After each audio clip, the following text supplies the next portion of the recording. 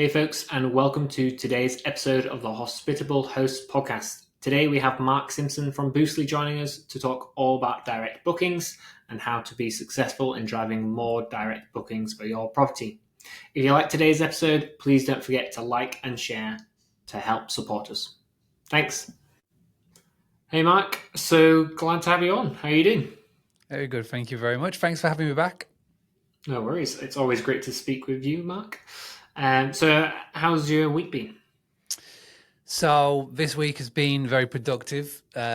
We will currently, when this will come out, we'll have been doing the Book Direct Virtual Summit, which is something that we do every 3 months. Yeah.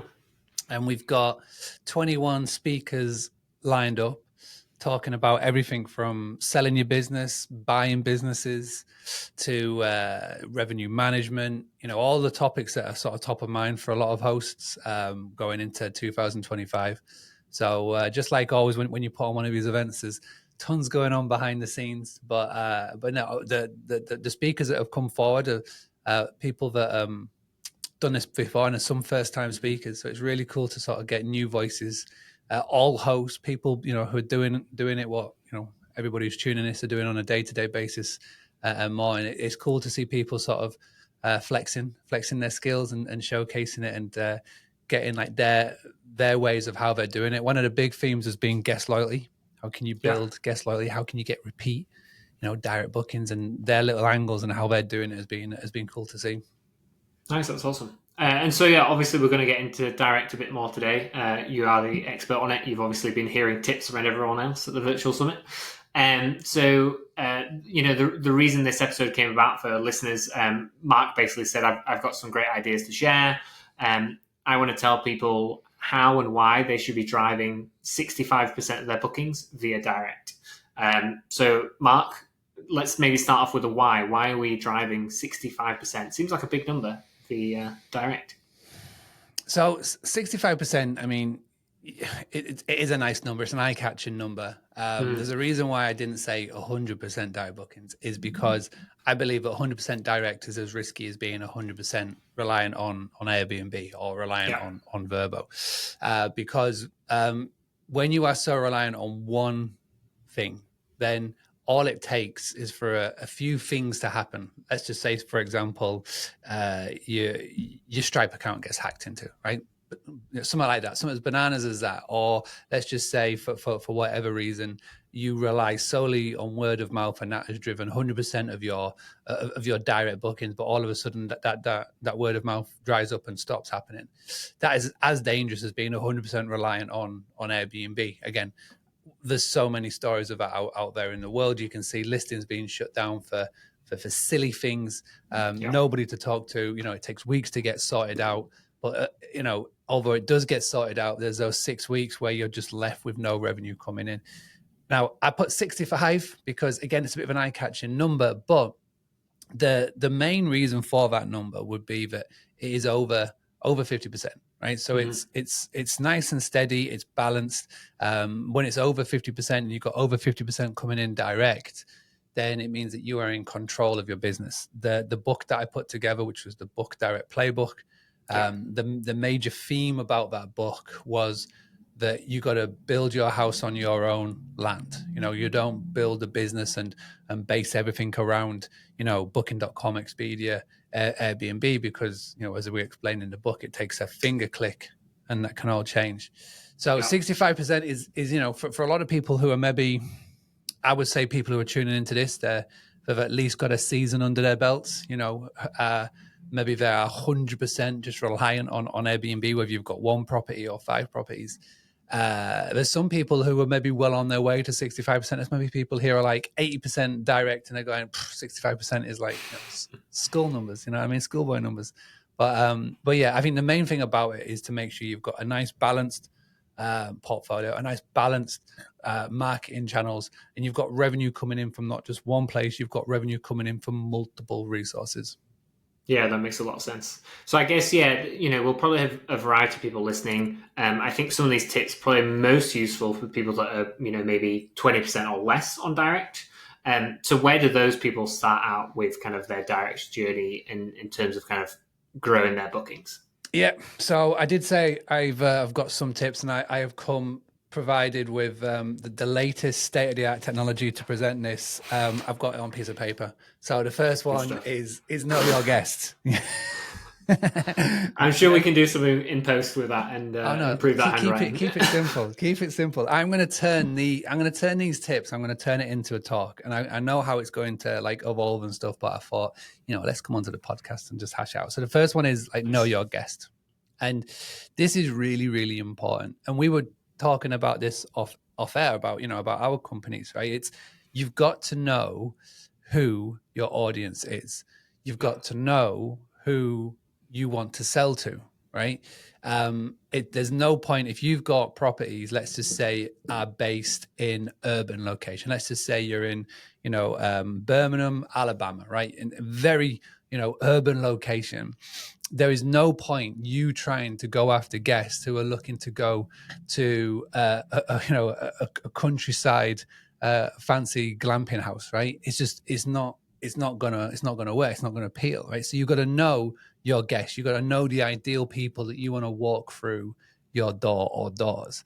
And I think out of everybody who comes to me, everybody who grabs the book, right, we've sold over 200,000 of these books now, which is insane. But people reach out to us on Instagram, and the one mistake they make, and the one thing they get really stuck at, is the thing at the start of the very journey, which is knowing your guests. And knowing your guests falls into sort of three categories. So number one, you've got to understand who is coming to your area. So number one is who is coming to your area. Now, there's going to be people listening to this, and I know this is very common in the States and Canada.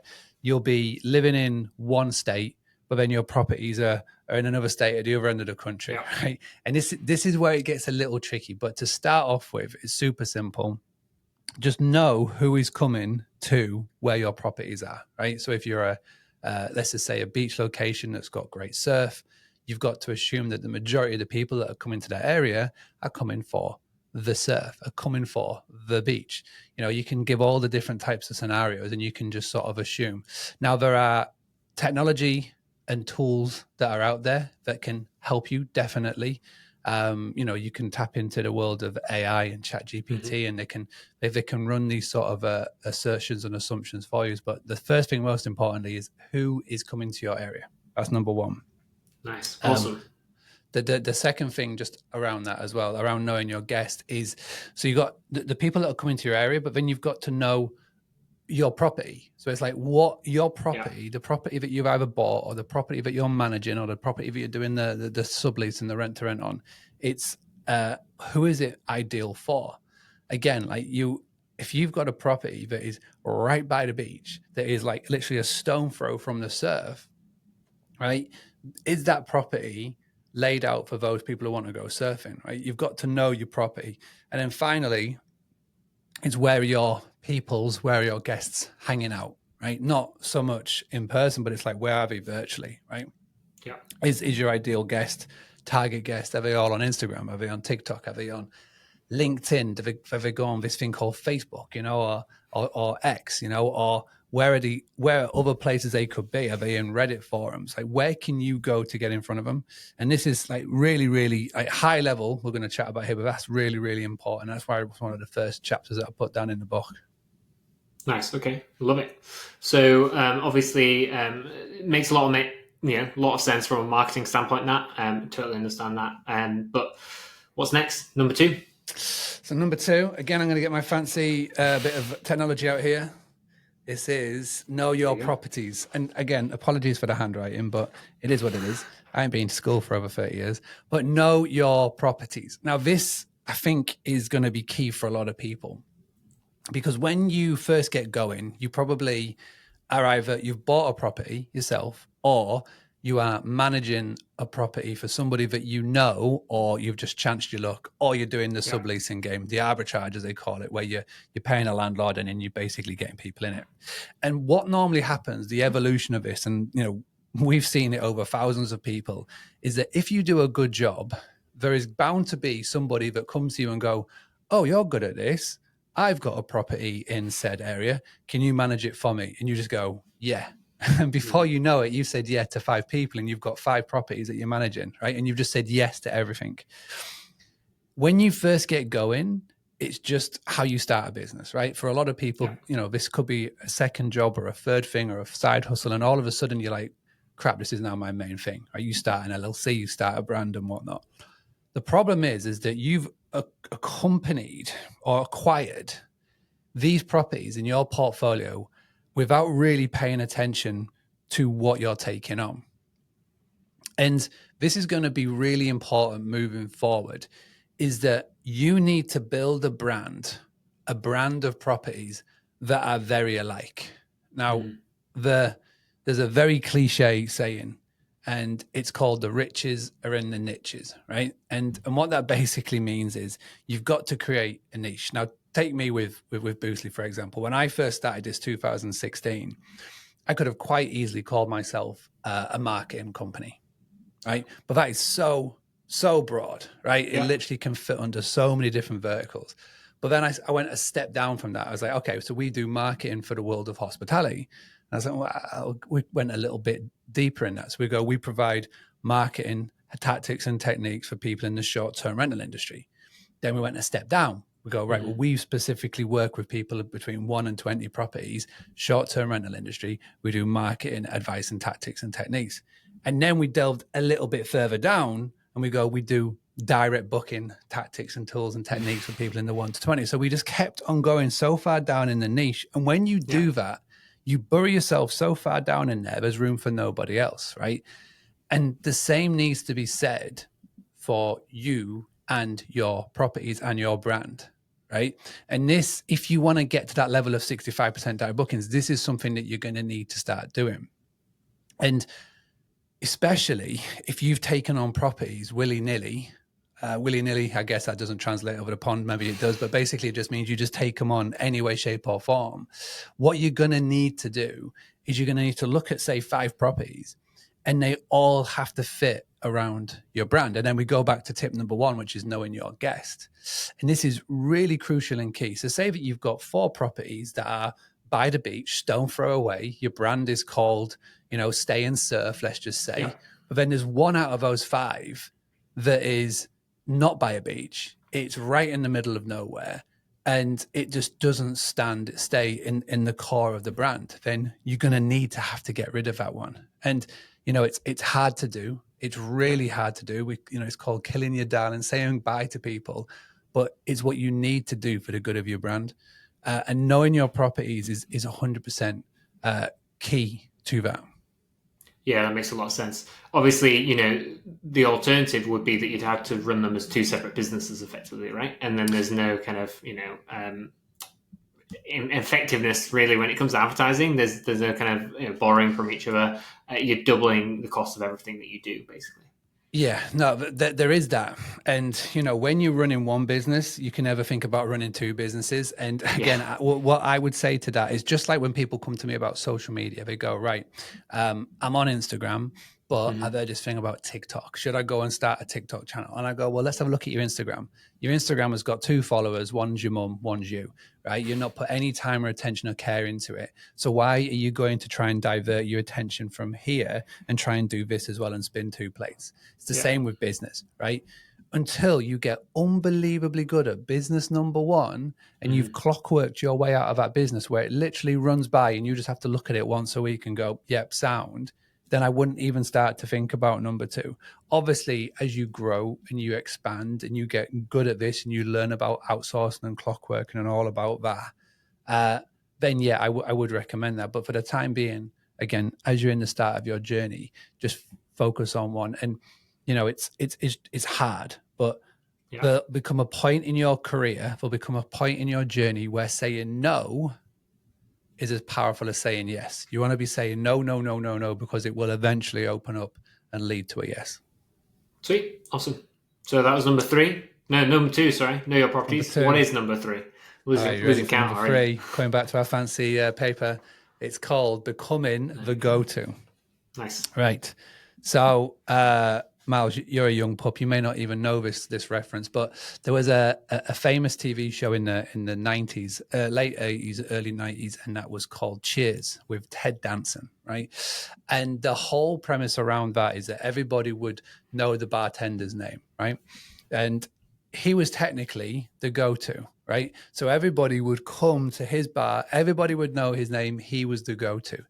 And I feel that in business, when you crack number one, when you crack number two of what we just talked about, number three becomes really simple. Because when you create that niche, when you become the person that people want to send business to, then you are becoming the go-to. And what that basically means, and again, I'll give the analogy of Boostly. And I created the exact same thing at Boostly as we did with our family business, the granary in Scarborough all these years ago, is that if you go on any Facebook group now, any Facebook group that's revolved around short-term rentals, and if you see a post in that group where somebody's asking for a website designer for a short-term rental business or direct booking help and advice, even when I'm not in those groups, I know that Boostly and Mark Simpson is being named at least once by one person because of the brand that we have built around direct bookings and website designs and tactics and tools and tips, right?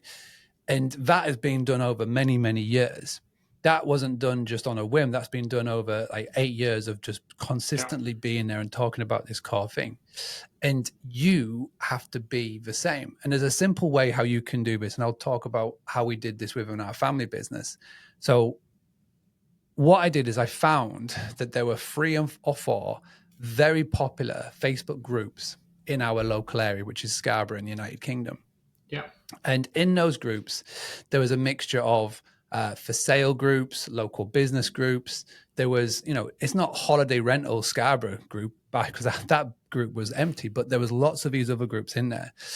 All I did is I made a note of them. All I did is I saved them as my favorite on my Facebook. And every day for 5 minutes, I would pop into that group.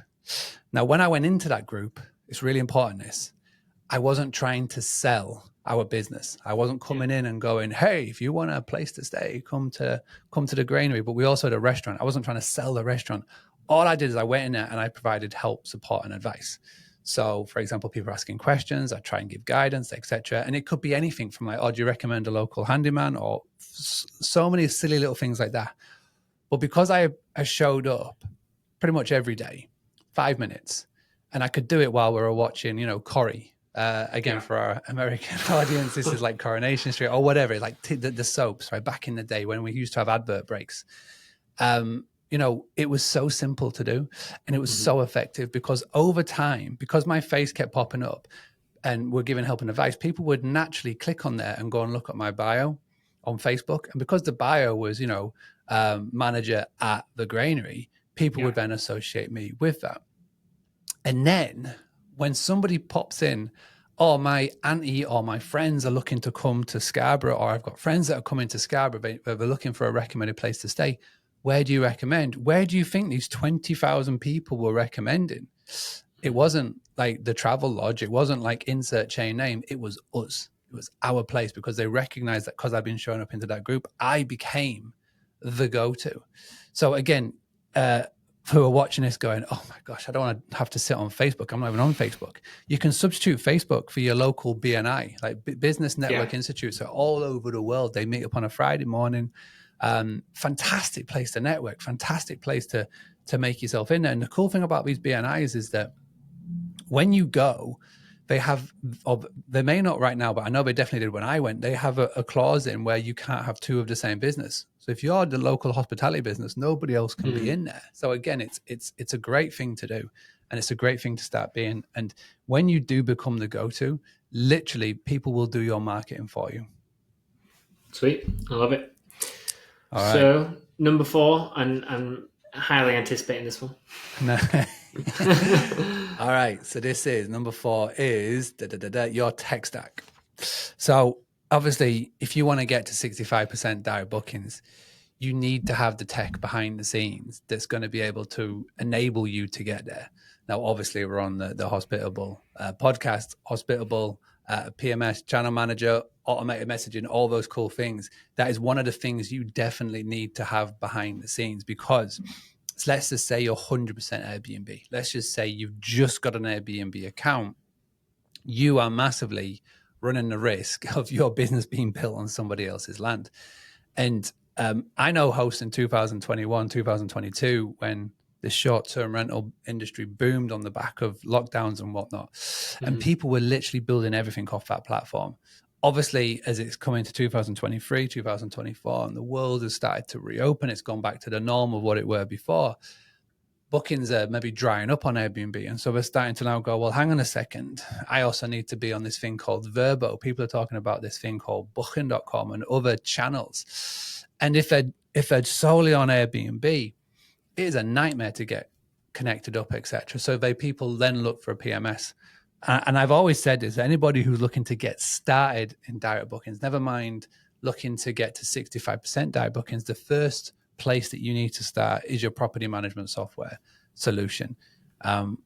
When you get that then opens the doors to so many other things. So then you can obviously then connect up to things like, pricing dynamic software tools. There's loads of them. You can also get connected up to things like Breezeway or those Turnos or things behind the scenes that will help with your operational side of your business. You can also get connected up to all these other things, but it stems from your PMS. And obviously the cool thing about when you have a PMS is that, you can then go out and create a free website with the PMS. Or if you want to go a little bit fancier, then you would come to somebody like Boostly, and it all gets connected in. But the main thing is to have a solid tech stack behind the scenes. And the problem is that there isn't a one solution for all, right? If you go into any Facebook group and you go, tell us your tech stack. Well, we've been doing the Boostly podcast, the Behind the Host series. One of the questions that we ask at the end is talk about your tech stack. We've interviewed maybe 300 people over the years. And I guarantee you, after every 10 people, we've got 10 different answers. So there's no like one size solution fits all. So what I say here is you've got to find one that fits you, your company, and maybe your staff the best, because the reasons why I may sign up for one would be different to why you would sign up to one, Miles, or why Joe would sign up to somebody, or et cetera, et cetera. So you've got to make sure that you look around. Now, like the technology is really good. You can have trials. You can get a good behind the scenes. But yeah, I would say don't just go to what somebody tells you to do. You've got to go in and experience it yourself. Nice, love it. And I feel like I have to do our own shout out. So if you're not already using Hospitable and you want to give us a try, head to hospitable.com/podcast and you can get 25% off for 3 months as well to give us a try. There you go. Always pitching. Always be pitching. Okay, now, Mark. All right, next one. Number 5. Okay. So number 5 with the shiny piece of paper, boom, is your website. And again, elephant in the room. This is what obviously Boostly do. We create websites that convert lookers into bookers. But again, the reason why I talk about this isn't so much to promote Boostly. It is to basically say that if you are going to go out the way to create a website that is going to showcase your brand, it is the equivalent of being at an event and giving over a business card, right? You're not going to give a business card over that's tatty, looks old, confusing, doesn't have your phone number on there. There's no way of getting in contact with you. And it's the same with your online website. Unfortunately, I see so many people who create their own direct booking websites, and it just isn't laid out to turn a looker into a booker. People either go from one extent where they just put up some at bog standard and go, it'll do, or they go to the complete other end of the spectrum and they hire somebody and they create them like the Mona Lisa of websites. It's got flashy graphics. It's got things coming out of all angles. It's got music in the background. But when you ask it, well, how do I book? It's nowhere to be seen, right? Yeah. And I always say this, and it's so true, but go and look at the Hilton website. Go look at the Marriott website. Go look at Airbnb. Aesthetically, it's awful to look at. It is literally just listings, right? But it obviously works because these companies are worth bazillions. They generate millions, if not billions, in revenue, and they get a lot of people going through there on a day-to-day basis. So if it isn't broke, don't try and fix it. So what we did at Boostly, I was just a magpie. I went to Hilton, I went to Marriott, went to Airbnb, went to Verbo, Booking.com, and we just stole loads of bits that worked and put it into our little version of WordPress. And that's what we created a framework for. And that framework has generated over $100 million in direct bookings this year. It's powering 10,000 listings for all of our clients. And you know what is so effective about it is that it's so simplistic in how it looks. We get people that sign up and on their onboarding call with our customer success team, they come with mood boards. And I always say to my customer success team, if anybody turns up with a mood board, just tell them no. Just say, cut that shit out. We don't need a mood board. Just trust us on this framework because it's simple, but it works. But you've got to have the right things in the right places, because when people are making booking or buy-in decisions, especially in the world of hospitality, it's bananas how many people in our industry start on maybe a cell phone and then they finish it on a computer. So your website has to be able to be adjustable, to be optimized, to be dynamic enough to when someone is looking on a phone or a tablet or a computer or a laptop, the screen and the flow works just the same. And that's what we've been doing for years. The biggest error, and this is one that everybody can go and check right now, is that load speed. So if you go to Google and you just type in page speeds or load speeds or whatever, there's loads of sites out there. Google's got its own out there that's pretty effective. Put in your domain and it will tell you how quick your websites load. And I think the latest stat is that if your website takes more than 3 seconds to load, you are losing more than 80% of your potential customers, which is bananas. But the human attention span right now is ridiculously low. Thanks to the TikTok generation, it used to be about 3 to 4 seconds. Now it's even lower. So we've officially got less attention than a goldfish. So you have to make sure that when you've got a website, you go through all the effort of designing it and creating it and paying someone to do it for you. At the end of the day, if it doesn't load within a certain amount of time, then it's pointless. So go and do that check, come to us if not so, because our websites load super fast, and have a chat with us. But yeah, website is definitely on that route. Nice. Yeah, I definitely like the point about mobile and desktop as well, right? So like browsing on mobile, but like it's a big screen purchase, and you need to switch to the laptop to kind of make sure you actually successfully kind of complete the transaction. I think we see that a lot. Yeah, I think it's very similar to the e-commerce world. I don't know any other industry where you would start a purchase on your phone but complete it on your laptop. And I feel, obviously companies like Airbnb have tried to get around that by getting everybody to go straight to the app, right? They're very, very good at that, going straight to the app. But I feel like for a lot of people, and I was speaking with Pierre from Directo, who's got created a Google Chrome. He says that there are still 50% of all reservations done on booking.com have come through a desktop. So it's not just weird. Like we naturally assume, because of how our own biases of how we make purchases, is everything's done on a mobile or a tablet or whatever. But realistically, if you look at the data from a larger point of view, there is still as much transactions being taken place on a desktop that there is on a phone. So you're right. You've got to make sure that your browser, your website is set up for both. And if this little 2-minute section where I've just literally, it's gone right over your head and you're like, oh, I can't be asked, then that is where you need to be maybe jumping on to Boostly, having a chat with us, because that's literally what we designed this for. Nice. Love it. Cool. Okay. So final tip, drum roll. All right. Final one, number 6. So fancy piece of paper. And this fancy piece of paper comes with a little surprise behind it. It's my glasses. Nice. Because it is a year since the Big Bash, where obviously the team Hospitable kindly was part of it. So I got my glasses from, and I've kept them ever since. But this piece of paper is social media. Social media / marketing. So marketing is like a very, very wide topic, and obviously we know how important it is. But I feel like one of the easiest places to start is social media. And unfortunately, if you're not posting every day, then you're just going to get forgotten about. Yep. And I instantly know I've probably lost about 95% of the people watching this here, but there are so many tools available now, free tools like, AI, ChatGPT, that can help you with this. I'm not saying you have to go out and create, fantastic movie type quality, or you have to do dances on TikTok. You just need to be present, prevalent, visible online every day. Yeah. And the most important thing is you don't have to try and do it on every single channel. Think back to what I said right at the very start is know your guest. So figure out who your avatar is, who your ideal guest is, find out where they spend the most of their time. Yeah. That's where you need to be present and prevalent. And, one thing I will say, just to sort of wrap this all up at, if you can learn to be consistent with it, if you can be visible and do a post every single day for the next 365 days.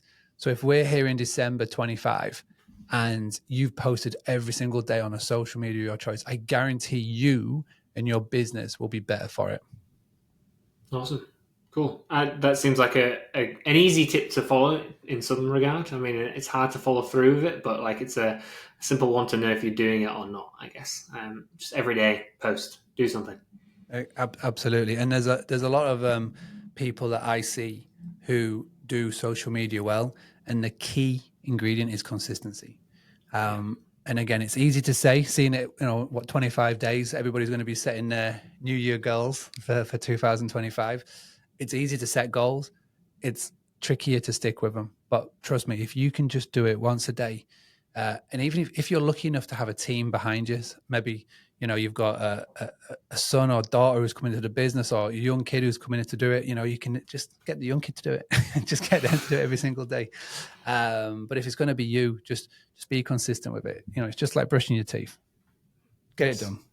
Cool. Yeah. Form a habit out of it. Yeah. That's good. Sweet. Awesome, Mark. So obviously, that's a wrap on the 6 tips. But if people do want to kind of go and learn a bit more about Boostly and some of the things that you're doing, where do they go? So the best place to start with, if you've not picked it up, go get a copy of the book, the Booked Out Playbook. It's got 101 tips just like that in there. And you can find out a lot more about the way I think and all that sort of stuff in there. If you want to come and follow and see me posting every single day, then it's instagram.com/Boostly UK. And it's on all the socials. And if you want to come have a chat with us, come to boostly.co.uk. You can see what we do with the Bookings Booster package. You can find out tons more. And if you mention that you've come from Hospitable, I'm sure our guys will throw in a nice little discount for you as well. Nice. I like the sound of that. Cool. Thank you very much, Mark. Always a pleasure. Thank you very much for having me. Thanks so much for tuning in to today's episode. If you enjoyed today's episode, please don't forget to like and share on the platform that you're currently listening on. That really helps show your support for the Hospitable Hosts podcast. Thanks, everyone.